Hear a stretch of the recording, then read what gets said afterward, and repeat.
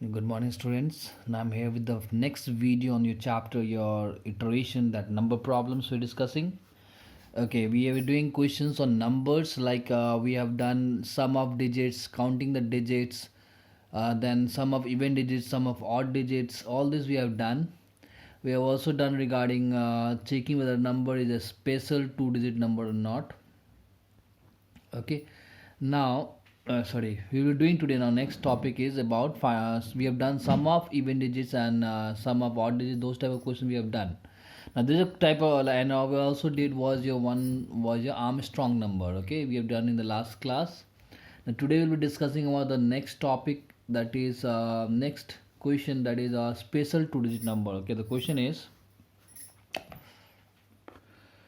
okay, if you see here, the question is write a program to check whether a number is special two-digit number or not. Now, what is special two-digit number? When the sum of its digits of a number is added to the product of its digits, the result is equal to the original number. Let's say if you take an example, 59 is a number. Now, if I take the sum of the digits of this number, 5 plus 9 is how much? Is 14. And the product of the digit is what? 5 into 9 is 45. Now if I add this to the sum of the sum of digits and product of the digits, when I sum these two, okay, the sum of the digits and the product of the digits, that is 40 and 45, it is getting back to you 59. So what you have understood here, we have to first ask a number, we have to calculate the sum of the digits and product of the digits. You know how to calculate the sum of digits? S equals to S plus R, and product will be P equals to P into R.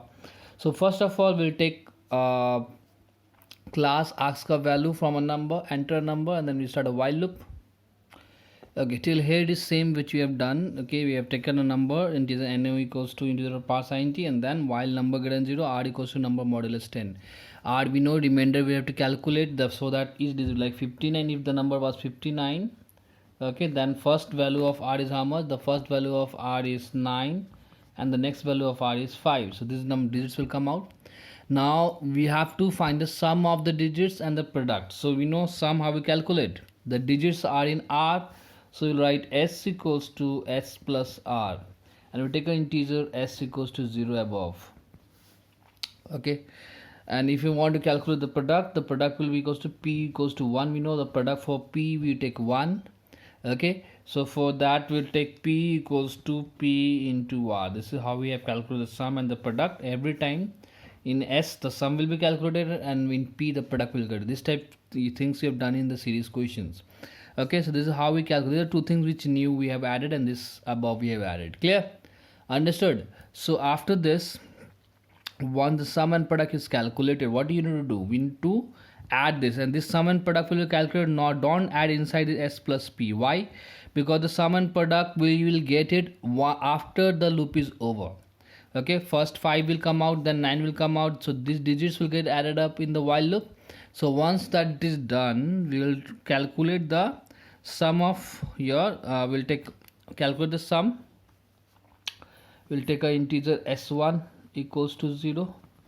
Okay, so take an int s0 as p1 p equals to 1, and s1 equals to 0. Okay, s1. Okay, now we'll write here s1 equals to s plus p. Now in s1 we have the sum of what? The sum of the digits and the product of digits. Both of them we have get it and added, because we want to do the sum of digits and the product of digits. So that is 14 and 45. 14 was what? The sum of digit, which is in s here, and 45 is what? The product of the digits, which is in p. So this s and p values I have to add. 14 and 45 I have to add to get this final answer, that 59. If that is coming okay, then if this two matches, the sum of this this value is s1. So this s1 value and the number value, if it is same, then it is a your special two-digit number. So we'll check what if your s1 is double equals to number again we cannot take. Why we cannot take number? Because we know that it is changing in the loop. So we'll take a integer q, same like before, I into q equals to number, like we did in Armstrong number. You take a duplicate value because to check with the number, and 59, and this number is changing the loop, is becoming 0 at the last. So if s1 double equals to what? Q. If s1 and q is same, then system will print it is a special 2-digit number.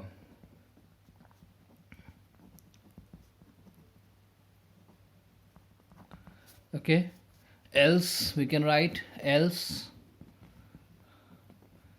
system.out.print it is not a special 2-digit number. Clear? Understood? So else close, while loop close, for void so close, method class close. Okay, so this is how we do this question. Understood, all of you? Okay, this is called a special 2-digit number. Like this question will be coming, a lot of question in this number problems are there, like special, like Armstrong number, special 2-digit number, more will be coming. We're coming that afterwards. We'll see in the next coming videos. Now for the next question, we'll do one more.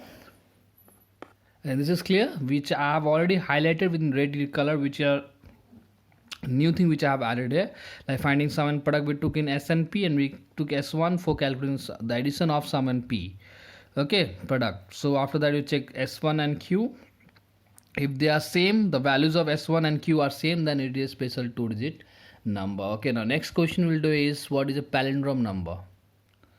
Okay, the next question for the number problems is to check whether a number is a palindrome number or not. What is a palindrome number? A number is said to be a palindrome number if the reverse of the number is also same. Like if I take 121, if I read it from ulta, okay, what will be the term? 121 opposite if you read is, it is 121 only. So this is a palindrome number. If we take other example, let's say if I take 5115, so if I reverse it and write, what will be the number? 5115 only. Okay, understood? So when the reverse of a number is same, then those type of numbers are called as palindrome number. If I take 123, the reverse of 123 is what? 321. This is not a palindrome number. Okay, so 123 is not a palindrome number. So you will ask a number from user. He can enter any number.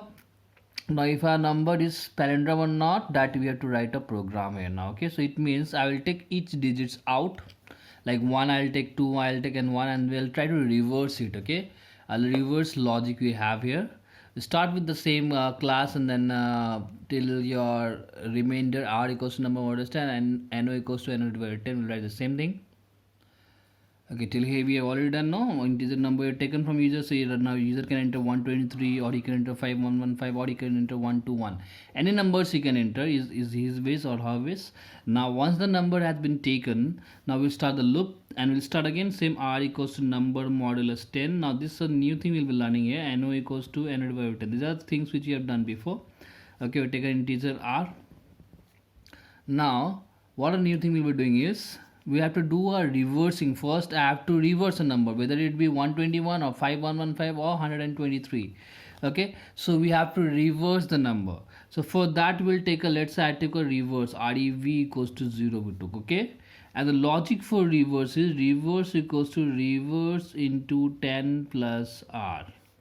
Okay, this is logic. Like if I take an example 120, this was not palindrome, just to show. If 123 was my number, what were the values of r? R values were 3, 2 and 1. These are the values which are coming out. Now I cannot check with r.